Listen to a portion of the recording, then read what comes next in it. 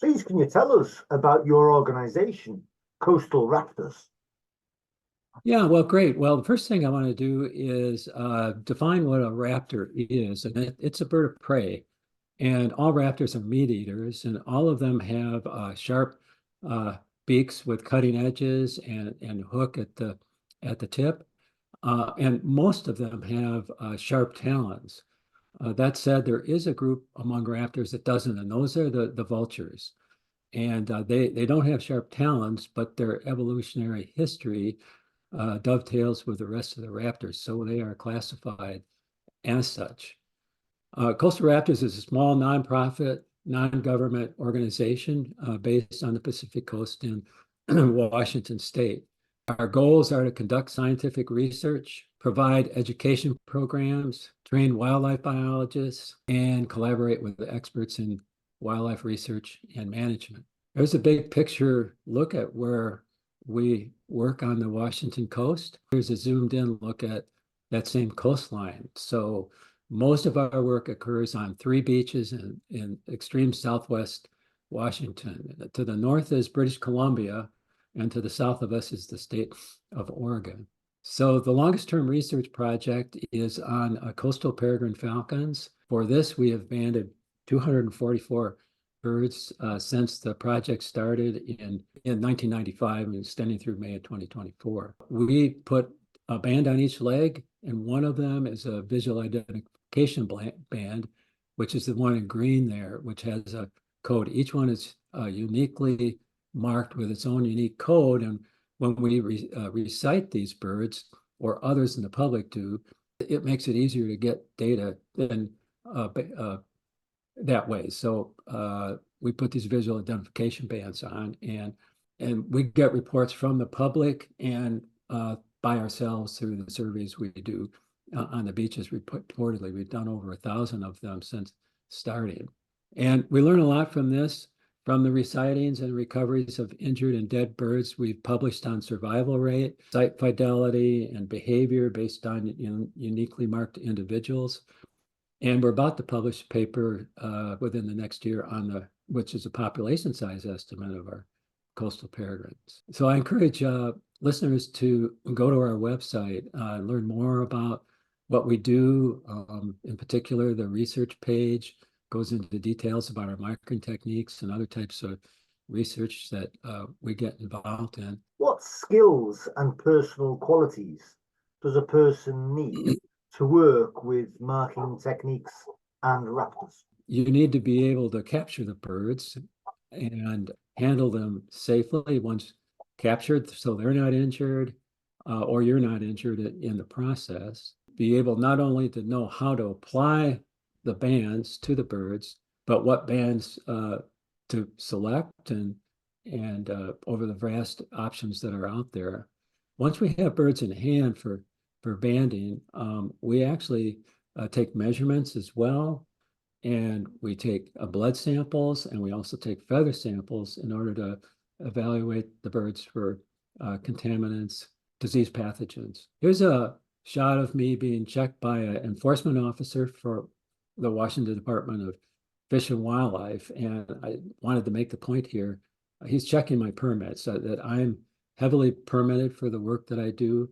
I have a federal permit from the U.S. Geologic Survey.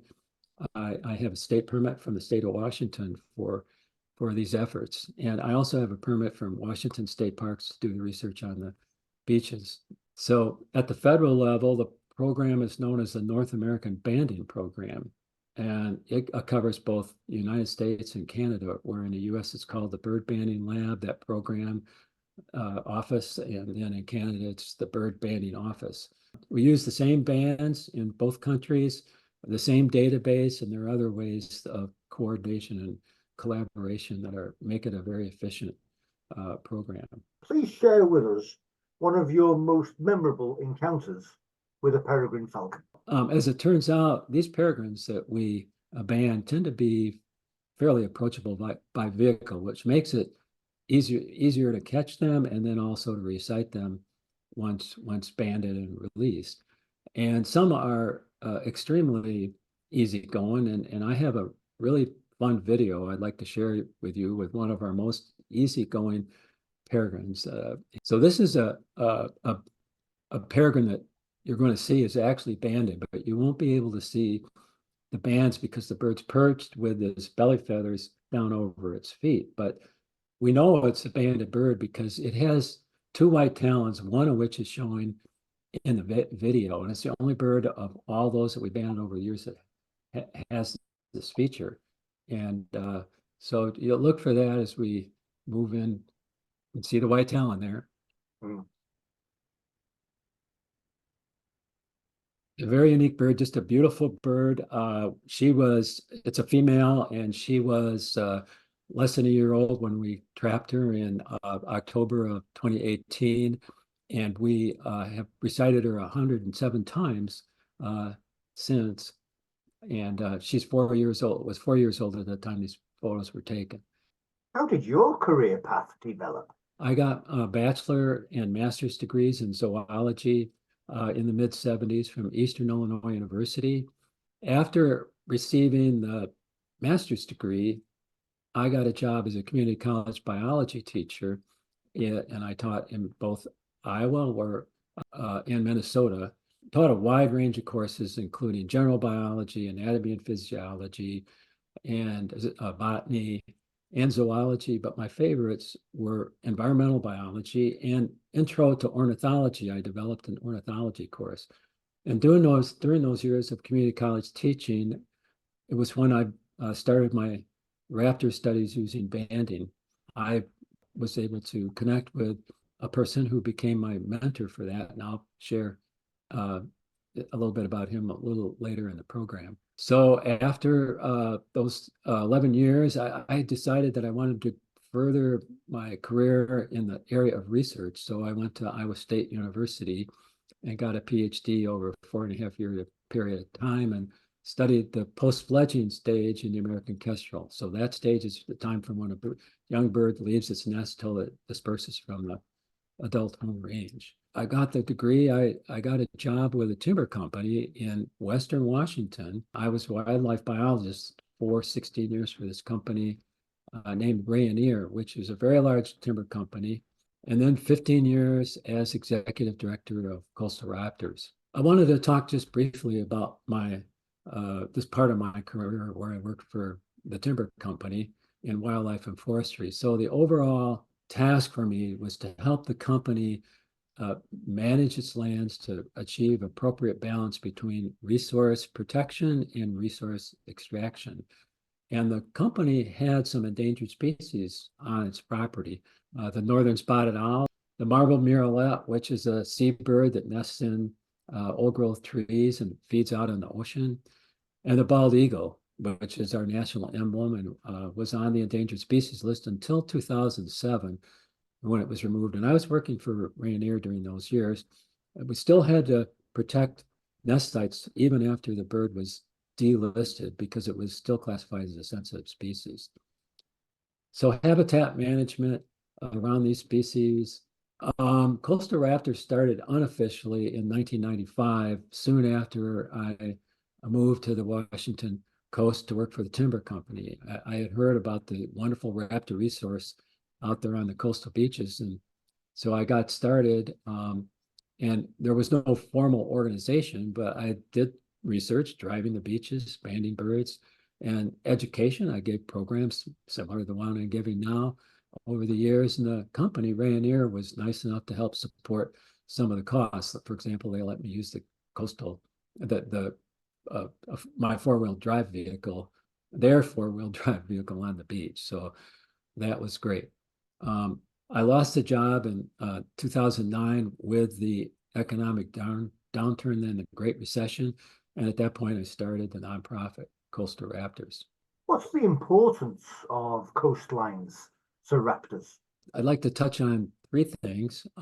They provide nest sites, food resources, and they provide migration corridors. All three of these things very critical to their survival. And what are the risks of coastlines to raptors? Vulnerable to collisions with power lines and wind turbines, which tend to be concentrated along coastlines. and there's habitat loss. The coastlines are very attractive to people for building and for commercial purposes as well. And so this slide on the right shows a northern harrier over a grassland, and they're grassland nesters, and less and less habitat available for them as coastlines in our part of the world are developed, for example. Pollution is also a threat along coastlines.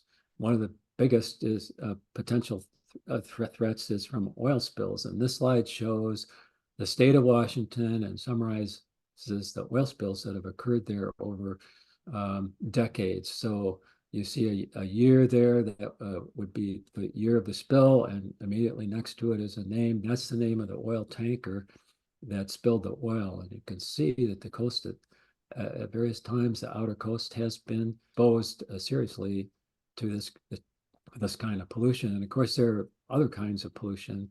Which people or books or meetings have most influenced you? Say, I was a community college teacher, and it was at that point that I got into banding raptors as a research and working with the students at the college to do that. I mean, my mentor at that time was Dean Rosa, and he worked for the Iowa Department of Natural Resources, and he had a master permit to band raptors, and I was able to get a sub permit under him, and that's the usual path that's followed in the U.S. is you must apprentice under someone as a sub permittee before you're allowed to go off and start your own project. So I started with Dean.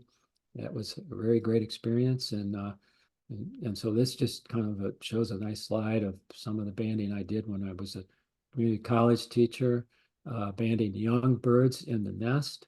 Those are red-tailed hawks, and that's often on the right side of your screen is a adult red-tailed hawk. So I banded birds during the breeding season and birds during migration, which is when we caught that red-tail. A book that influenced me in those early years was Birding with a Purpose by Frances Hammerstrom. And she wrote in this book about her experiences as a raptor bander and wonderful adventures, but she always points out in the book the value of this activity to learning more about the natural history of our wonderful raptors. And so I really enjoyed this book, and it really helped spur my interest forward in field research using banding. Well, when I was Iowa State getting my doctorate, my major professor was Irv Kloss, and I just want to recognize him as someone who was very important in my life and helping me get through that very challenging period of trying to get that advanced degree over 4.5 years. He was a wonderful advisor. Another big influence on my career path has been the Raptor Research Foundation, which is a scientific society whose primary goal is accumulation and dissemination of scientific information about raptors. So the Raptor Research Foundation publishes a quarterly journal. They have an annual meeting, which most of the time is in the United States, but sometimes in Canada and sometimes overseas. So we've met before. The last overseas meeting was in South Africa. And next year, the organization meets in Costa Rica. I say we because I've been a very active member. I've been a member since 1979.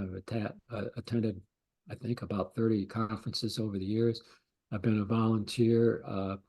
I've been associate editor of the journal and conference committee chair and on the board. And I've just made some great friendships and developed some very good collaborations on research and friendships over the years. So I want to recommend to any of you listening to this that you, if you haven't already, find an organization or two and become active and try to go regularly, whether it's at the more local level or state level or beyond, and you'll make some great friends and actually help further your career immensely through doing that.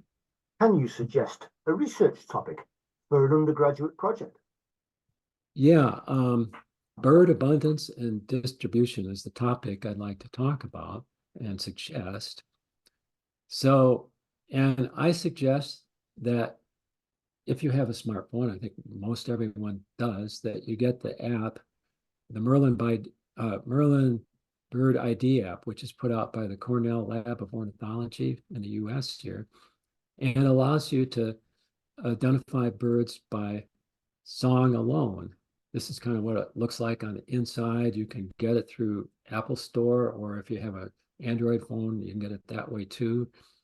And there are various ways to help ID birds using Merlin, but what I'm suggesting here is that you use the Sound ID feature, and that you do a little study, and that you lay out at least one linear transect of a given length and visit it regularly and turn the app on and pick up the bird vocalizations of those that are there. And while you're at it, you can also have binoculars in hand and identify additional birds that way. And if you do that week after week, you're going to see some patterns, and you would need to think about it a bit, just how you'd set it up, how long you want to make it, to what extent side to side you think you can pick up birds through the app. And it's just a wonderful tool, I think, that might be useful to help get started in scientific research. This is an example of some output on my phone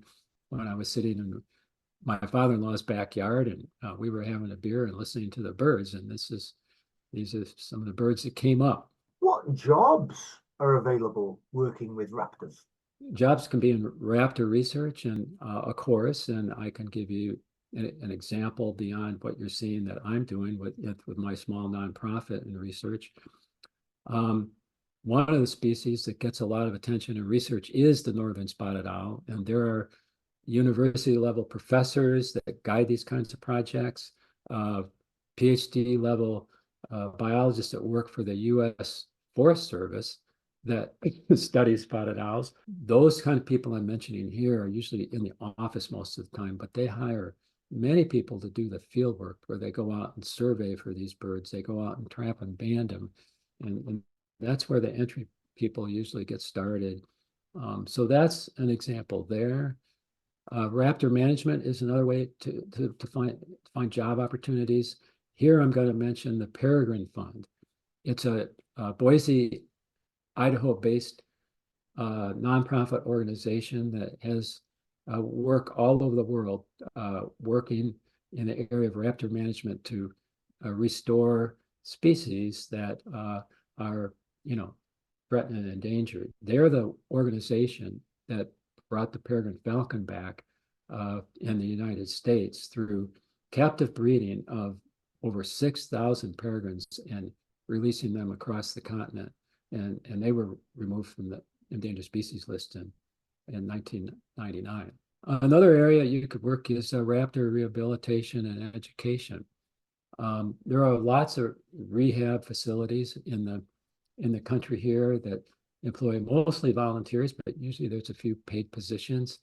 And I tie education to this too, because some of the birds, the goal is to release these birds back to the wild, but some of them are non-releasable, and they become ambassadors and education birds that are used. And the rehab facilities almost always have dedicated people that educate the public about these wonderful birds.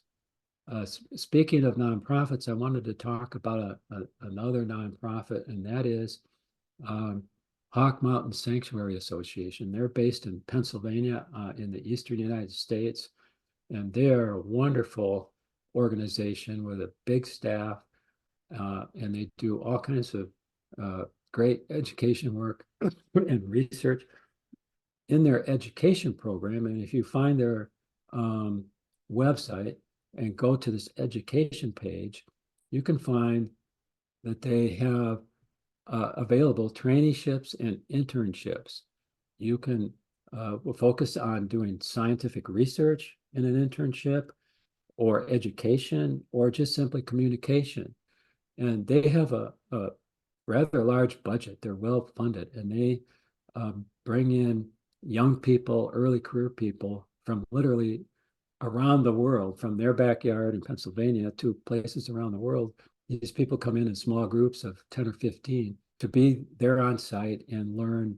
And so I would encourage anyone that thinks this might be something they want to do to go ahead and apply and see what happens. And there's always a chance you'll get picked, if not the first time they offer this. Once per year, I think twice per year. You can find out if you go to the website. That's all I've got to share. I hope you enjoyed it. Dan, is there any other advice that you can offer? Well, I mean, I didn't mention that you can actually get a master's degree in raptor biology at Boise State University in Idaho. And if someone is very inspired to do further work on raptors, that would be a program to look into. And I would say get out there and do what you can, and just a little bit at a time.